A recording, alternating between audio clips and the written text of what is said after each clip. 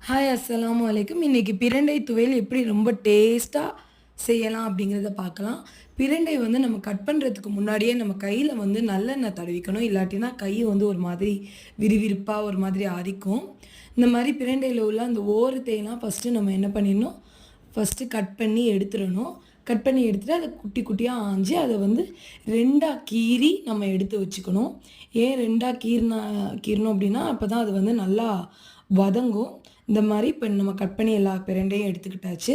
அப்புறம் ஒரு கடாயில நல்லா தாராளமா நல்லெண்ணெய் விட்டு பிரண்டைய நல்லா கலர் வந்து லைட்டா செவக்கிற அளவுக்கே நம்ம வந்து வதக்கி எடுத்துடணும்.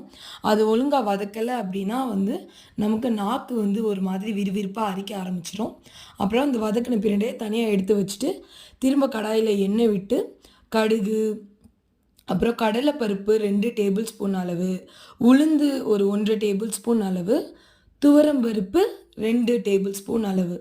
அதோட ஒரு 4 வரமிளகாவும் நம்ம எடுத்து போட்டு வதக்கணும். இது கூடவே ஒரு பல்லாரி கட் பண்ணி வச்சிருக்கேன். அதையும் போட்டுக்கணும். போட்டுட்டு ஒரு லெமன் சைஸ் அளவு ஒரு சின்ன லெமன் சைஸ் அளவு புளியும், துருவுன தேங்காய் ஒரு 1/2 கப்பும் சேர்த்துக்கோங்க. இது எல்லாத்தையும் ஒரு 3 நிமிஷம் வதக்குனா போதும். வதக்கி எல்லாத்தையும் ஆற வச்சு, ஒரு மிக்ஸி ஜார்ல போட்டு, அது கூடவே கொஞ்சம் உப்பு சேர்த்து அரைச்சுக்கோங்க. அரையல அப்படின்னா, லைட்டா தண்ணி ஊத்திக்கோங்க. அவ்வளோதாங்க சுவையான பிரண்டை துவையல் ரெடி. எல்லாருமே இந்த ரெசிபிய கண்டிப்பா ட்ரை பண்ணுங்க. என்னோட வீடியோ பிடிச்சிருந்தா லைக் பண்ணுங்க. என் சேனல சப்ஸ்கிரைப் பண்ணுங்க. தேங்க்ஸ் ஃபார் வாட்சிங்.